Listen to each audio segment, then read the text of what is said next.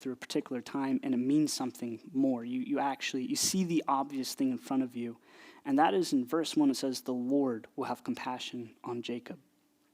It's interesting as God is talking about the fate of all nations, about the king of Babylon, eschatologically, the great kingdom that's going to fall within an hour, which we were talking about. Well, not within an hour, but within a day. And Isaiah chapter 13. And we're even talking about, and we're going to be in this chapter, about Satan and his power being broken over the world, having complete restoration of it. What is the one reason that all these nations, all these powers are breaking, but Israel still stands? Israel is going to outlast Assyria. It's going to outlast Babylon. It's going to outlast the United States of America. Israel is going to outlast a lot of different nations. Why?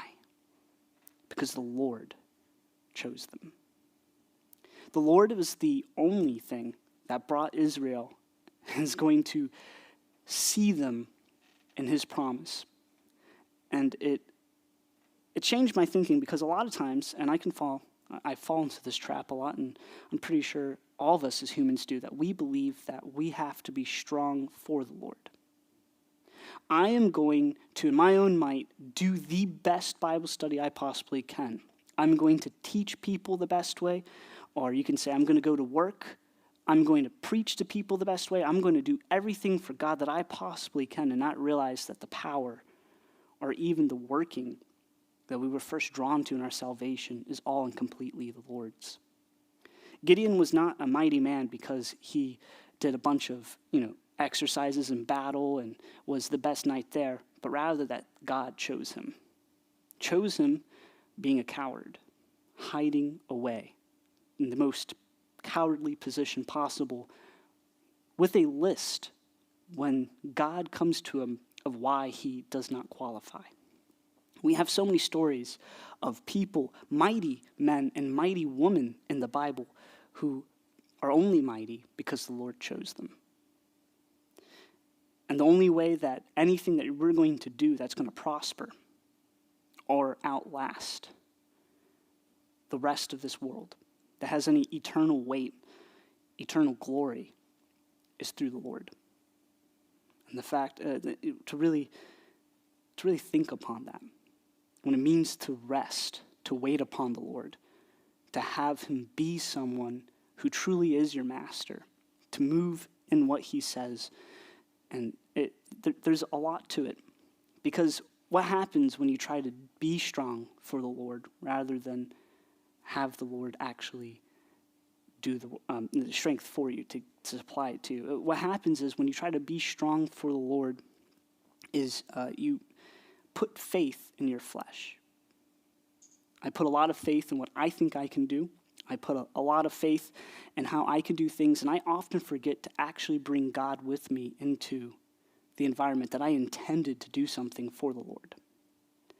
If it makes sense, you get so caught up in the qualifications that you have. I get so caught up in the ideas of how I can do something well. I get so caught up that I actually don't take the time to say I can't do this without going and imploring the Lord, without praying, without reading the Bible, without sitting and seeking for God to lead me. I put so much time and effort into how I'm going to do it instead of who am I doing it for.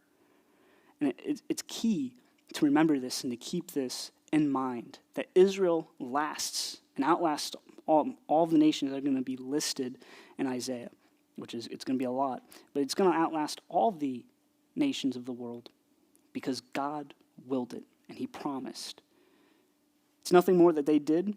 They don't have to strive. They don't have to work harder to do anything. It's because God said he's going to, he will.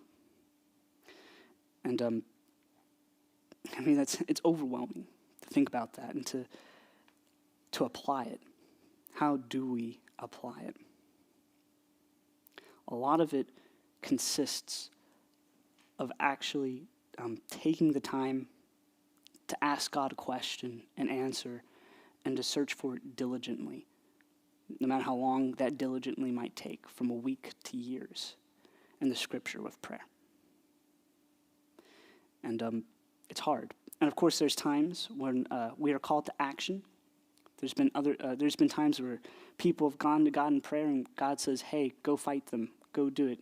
You knew this. It's time for you, to move into action, to do action when you see it, when it's imperative." And there is times in wisdom to wait upon the Lord. And I don't know everything. Right? I'm not going to profess to know every single situation that you're facing and how to do it, but rather to go to God and pray and seek for wisdom of how to do it, because the beginning of all wisdom, of all understanding, of all knowledge, is with the fear of the Lord.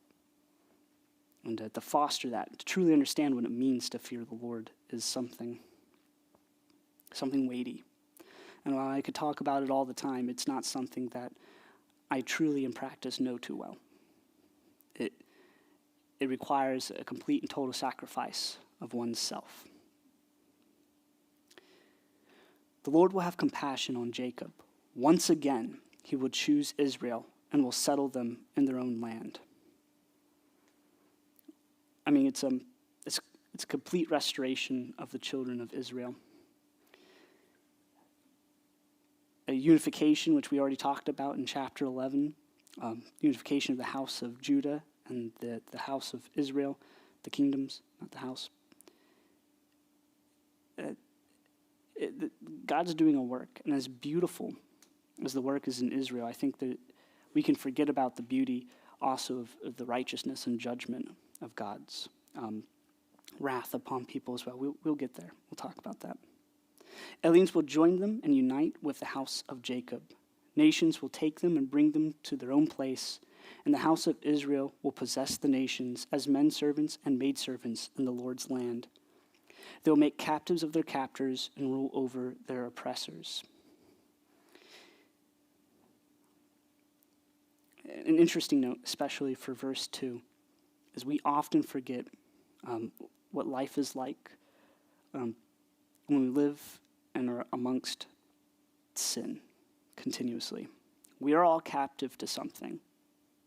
We're all held bondage to a particular thing, a particular item, and it's either the Lord or it's the sin, or it's what we try to profess as, hey, this is the God I worship, but it's not the God of the Bible, which it's a danger of which God's already addressed in Isaiah chapter 1, coming to God with a half heart, with rather just kind of with lip service. Hey, I'm here to give sacrifices to the Lord. I'm here to do it.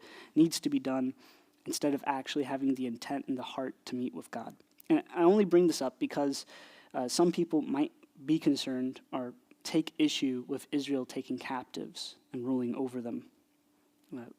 One, I would say that it's a completely different situation and scenario when the Lord comes back and takes over.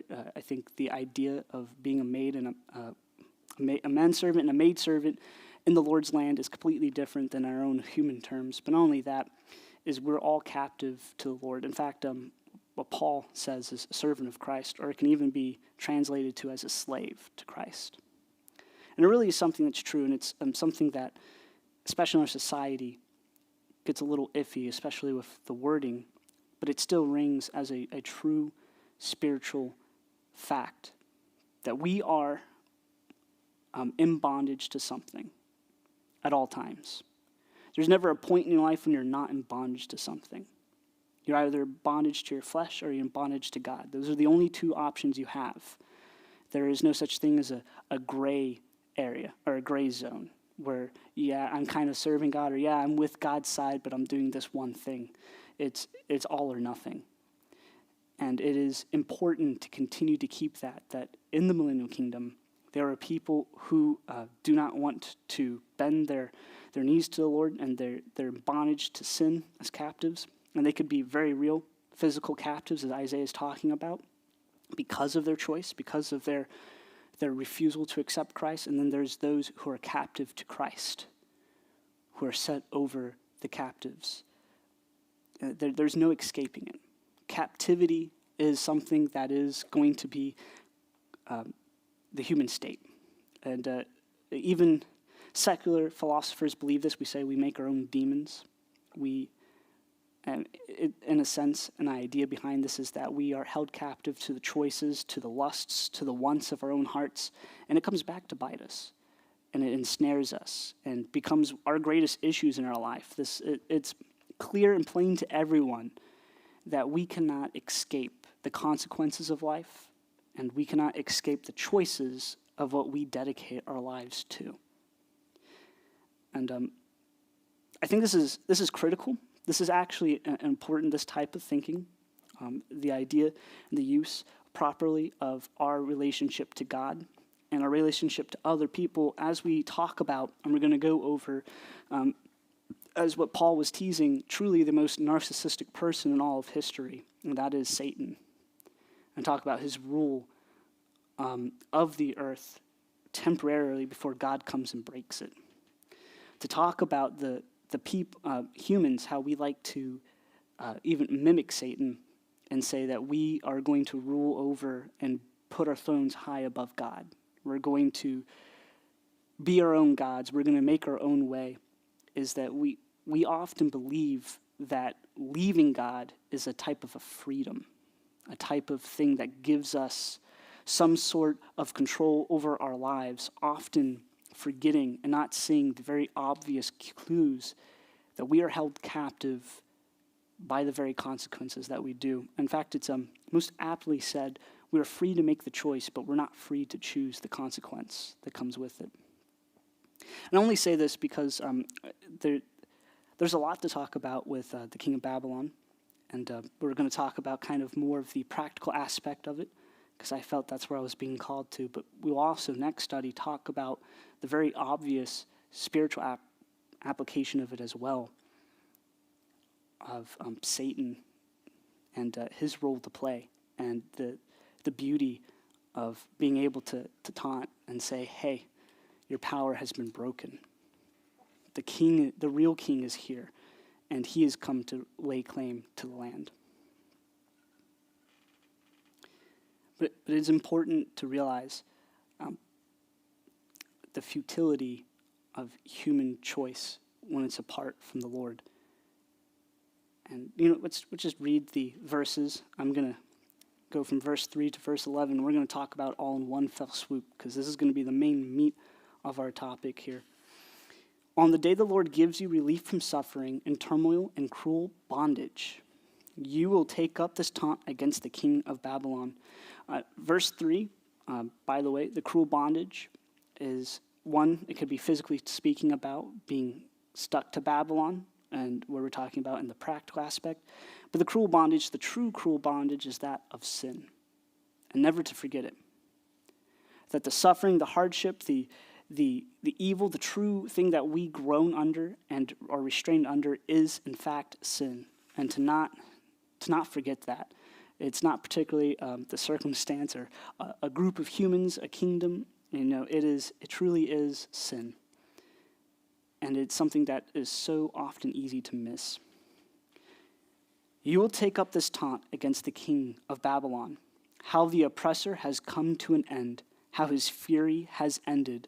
The Lord has broken the rod of the wicked, the scepter of the rulers, and which in anger struck down peoples with unceasing blows, and in a fury subdued nations with relentless aggression. All the lands are at rest and at peace. They break into singing. Even the pine trees and the cedars of Lebanon exult over you and say, now that you have been laid low, no woodsman comes to cut us down. The grave below is all astir to meet you at your coming. It rouses the spirits of the departed to greet you, all those who are leaders in the world. It makes them rise from the thrones, all those who are kings over the nations. They will all respond. They will say to you, you also have become weak as we are. You have become like us. All your pomp has been brought down to the grave, along with the noise of your harps. Maggots are spread out beneath you, and worms cover you. So what is the cruel bondage and the suffering and the turmoil that God has saved Israel from? It's from sin. It's from the physical aspect of Babylon. He has set the world at peace. He has solved. I can even say the ethical issues, the ethnic issues, the boundaries of kingdoms. He has come down, he's put everything at rest, and then he's also taken care of the spiritual needs of Israel and have rescued them from sin. On that day, we're still talking about the millennial kingdom. We're still on that topic of God coming down and being with us, of newness of God being with us. And it also goes on to a new heaven and new earth and the beginning of eternity with the Lord. This is a day of glory, of celebration. In fact, this is a day that we all live to see, that all creation is groaning over and seeks, which is hinted at and talked about in verse 8.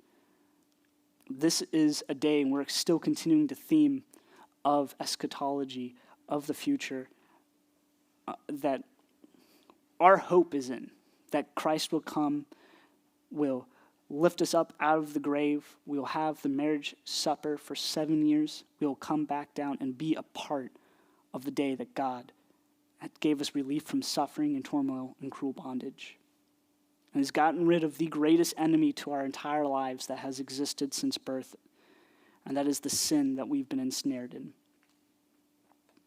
You will take up this taunt against the king of Babylon, how the oppressor has come to an end, how his fury has ended. There's a lot to say. I almost wish I could break it up into easy chunks to go over it, but there is so much to talk about, just kind of, not necessarily topically, but within verse 3 through 11. When we're talking about the being a captive, you are held bondage, we're held ensnared, we are stuck in sin. We are serving our sinful nature. In fact, we're enslaved to it. The most interesting thing, and just almost as a side note, whenever you meet someone who's very much against God, or you meet anyone actually, and they want to tell you the reasons, the desires of their heart, if you were to probe them and ask them, why do you do something? Why are you stuck into this?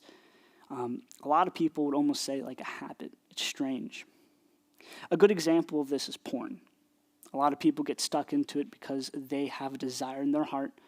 They want something to get fulfilled and immediately. They don't want to wait upon the Lord. They don't want the Lord's solution. They would rather have it right then and there, accessible, and something that they can tell themselves, I don't necessarily have the consequence that comes with sex, but I want that fulfillment.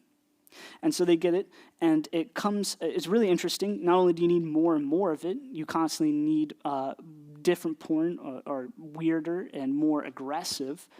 But people start doing it not even out of pleasure, but because it's what they do. It takes up their time. It takes up hours of their life. Some people spend hundreds of dollars upon it. They go searching, go throughout the entire world looking for things, going to conventions, searching for people. It just becomes something they're ensnared to, something that they continuously need, something greater, something more. People can go their entire lives. I mean, it can even be with something with alcohol. There's a certain point where, alcohol tastes good, but you become ensnared to it. It's no longer something that you're enjoying, but rather it's almost as if the sin that you're delving into is enjoying you.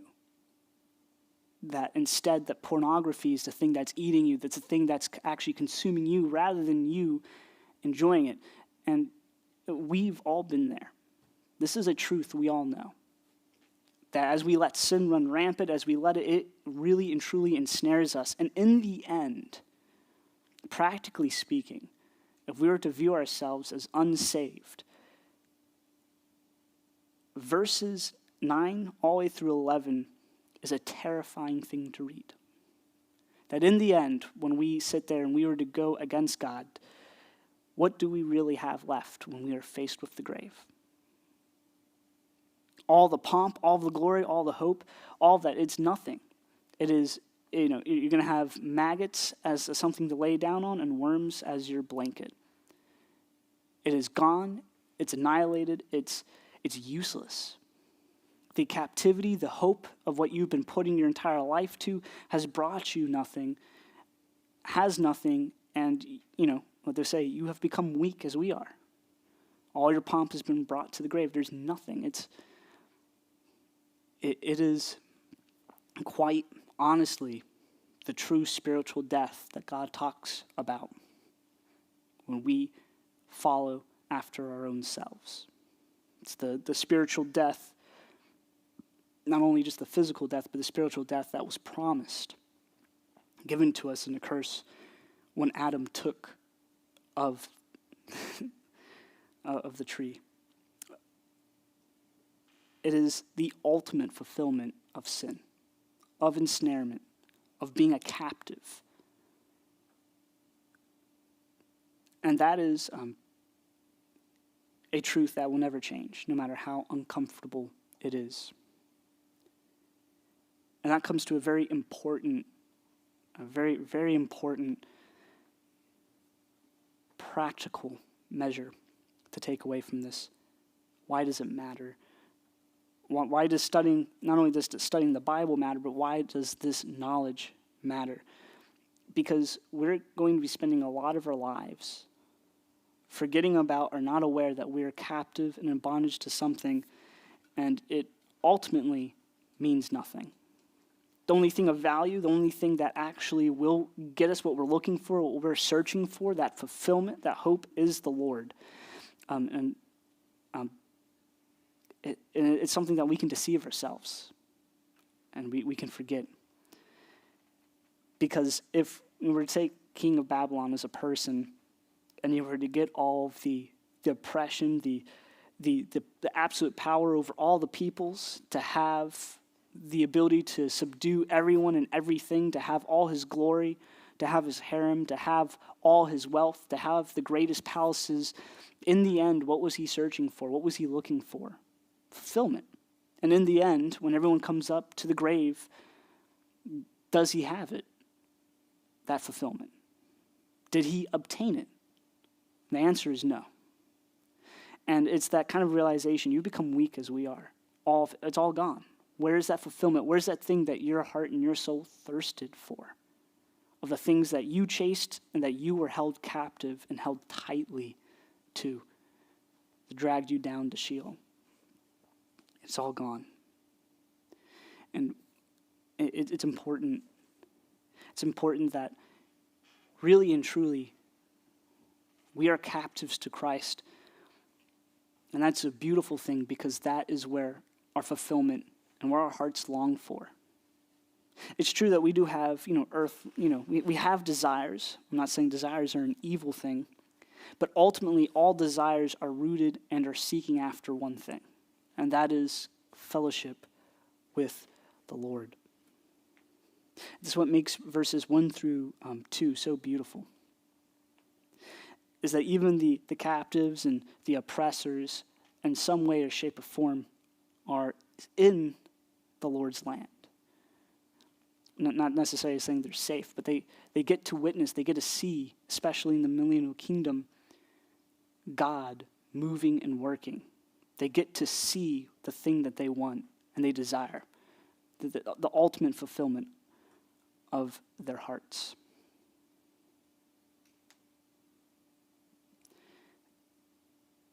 And it's interesting that people still deny it.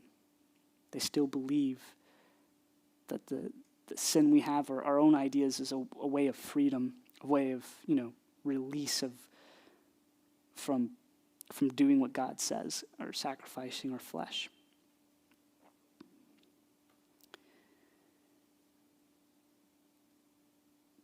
So, I'm sorry if I'm beating a dead horse, but it's very important. In verse 7, when it says, all the lands are at rest and at peace, they break into singing. We often forget, and I was just having conversation with the other Jonah about this, that all the turmoil of earth, the turmoil of politics, and the ideas of starvation, hunger, everything, really does come down to sin and its control over the land. The control over our wants, our own desires, and the reason why the world is starving, that there is starvation, the reason why we can't solve world hunger, is because of corrupt humans. Because trade routes make it pretty hard to take all that food without it decaying, going bad, to give it to people in control of power who don't want to use it or try to get as much money as they possibly can. People have always been the issue in solving world issues or even issues locally. Anywhere you go, you and the rest of all the humans involved will become the greatest inhibitor to solving the issue because of the sin that is within us.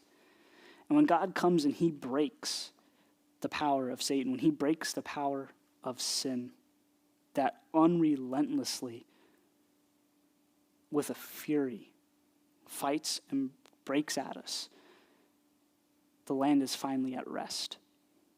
And people can break into singing. I mean, I think I often forget about the role sin has to play in the world. I usually think it's just kind of this side thing. It just kind of wanders around, bugs me every once in a while with strong temptations. I do not usually view it as something that unceasing blows and with a fury, with an anger, with a wrath, beats us down continuously to subdue every single nation with relentless aggression.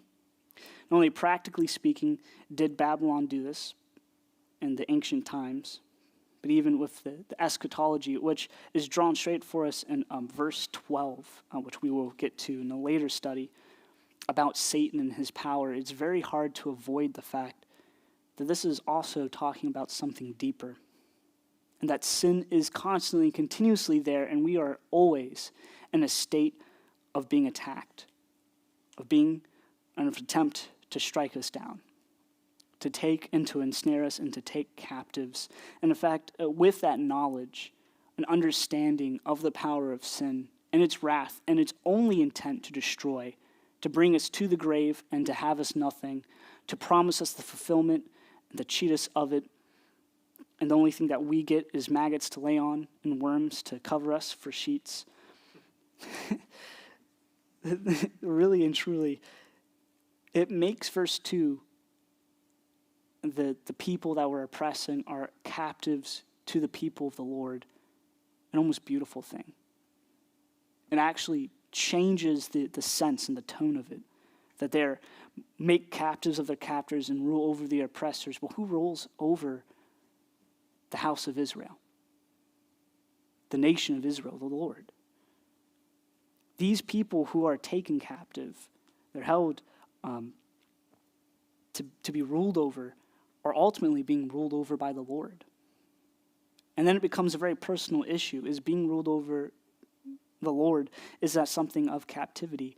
The answer is yes. But our own selves, our own choices, is just as much of a captor, and in fact, much more lethal, much more aggressive, and very careless to our own emotional and physical state and spiritual needs. The captivity to the Lord, which it's completely, totally different. It changes the meaning, the definition, and even the intent of it, and with God's purpose when he sees for us. And to say this, how hopeless is our state without Christ Jesus? How hopeless are we without the blood of Christ to change things, to help us see? I mean, when it talks about Babylon, I can guarantee you it talks not only about every human being on planet Earth, as it also addresses Satan. There's a lot to learn, a huge lesson about sin very specifically, and the pride, the narcissism, the idea of us gaining something or holding some weight of our own, some type of glory to hold on to and say, there's a reason for me to go against the Lord's way. There is a freedom, there's an enjoyment I get doing it my way, not God's way. And it's utter folly.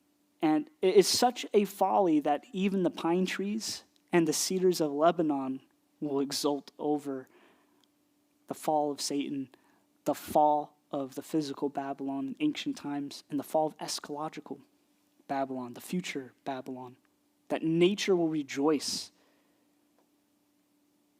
It will be overjoyed that we've been laid low, that we don't come to bother them, that no woodsman can come to cut us down, that you won't take us down or you won't lay us down low. I mean, it really does take into perspective and to bring in again just how tragic the human state is, being held captive to ourselves. And to know that, and we're going to talk about it, or we will go over it in the next study, how every person does in some way or some form, not always to the greatest extent of what Satan has said in his heart, desire to find freedom and hope and even fulfillment outside of God and in their own power. And how it not only breaks the entire world, but is so utterly worthless, but is something that people sing over when it's over. That our own hope, our own ideas, how we do things, how we live our life without God is such a toxic thing that trees will exult when it's broken. That people will sing and the land will be put at peace. A good application of this then is how much of your life do we truly let the Lord lead? How often do we sit there and say, I'm going to do something for God in my strength, rather than waiting upon the Lord, or even double checking to make sure that the Lord said that? There's a lot of interesting, useful quotes that people claim is from the Bible, like next to godliness is cleanliness, but it's not actually in the Bible. And we can say, well, we know that. That's super obvious, Jonah. But some of us might still believe that we might have a soulmate, that God has made a very special someone just for you, but that's not a biblical concept.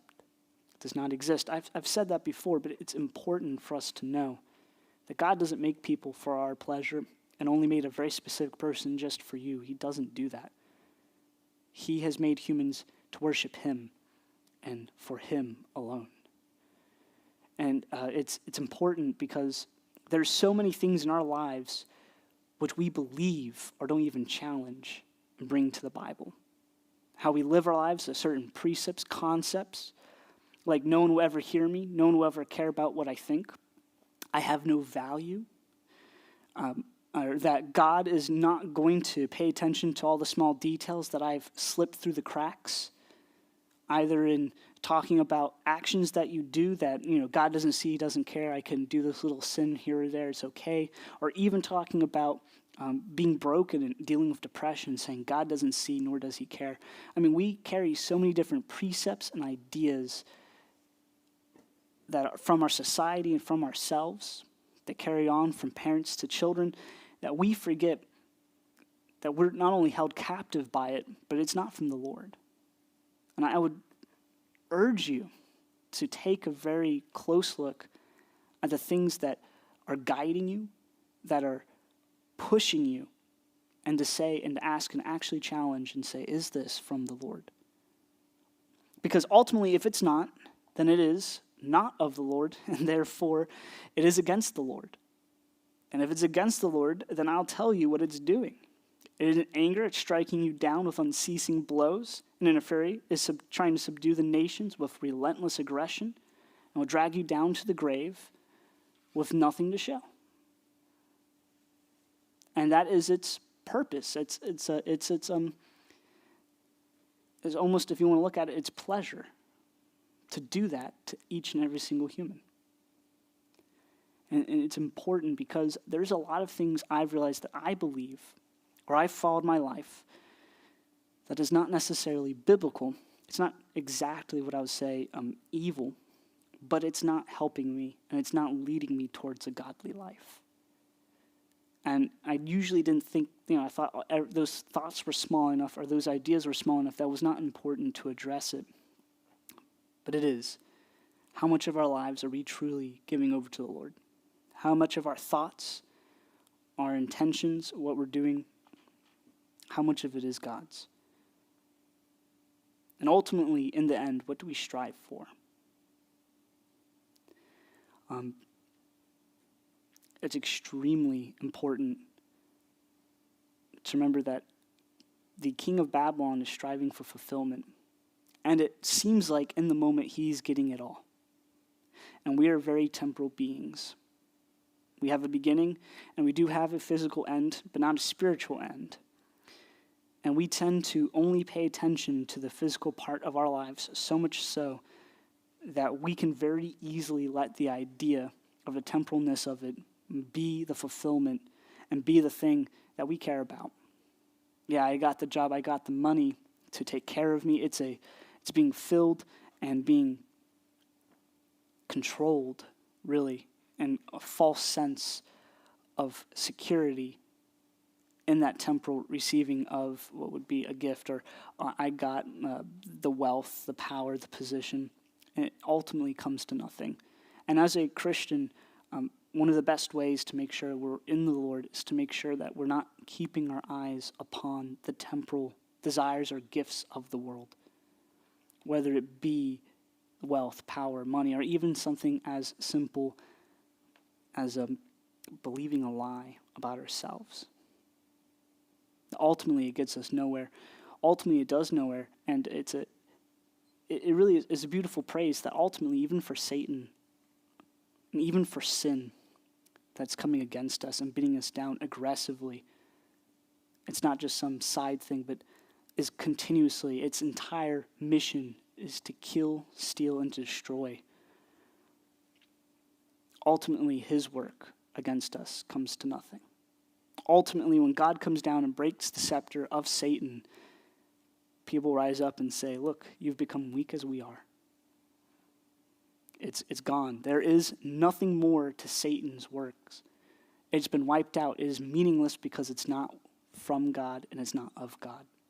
Even he cannot escape his own consequences of his result of his rebellion against the Lord.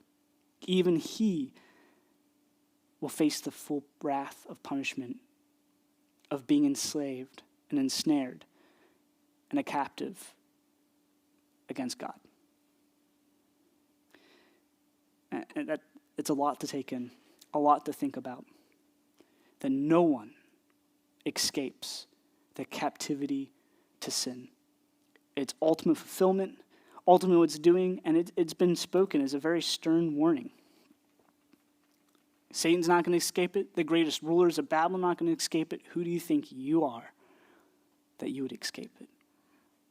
And to relook to make sure that we truly are in the Lord, that we truly are saved and we are seeking after Christ, and that we are washed by the blood. I think it's a daily thing for us to double check ourselves and to look to not let contentment sneak up and kind of blind us to where we're going. And very easily we can become in the same line of thinking as the king of Babylon. There's a bit more we can say, but I think it would be best if we start winding it down. I'm not sure. Are we good on time? Yeah, good. All right. Hopefully it's not too short, but we're going to go to the prayer, and we're going to talk about this. I really encourage you to think about this, to keep this on your heart, and not to forget about it.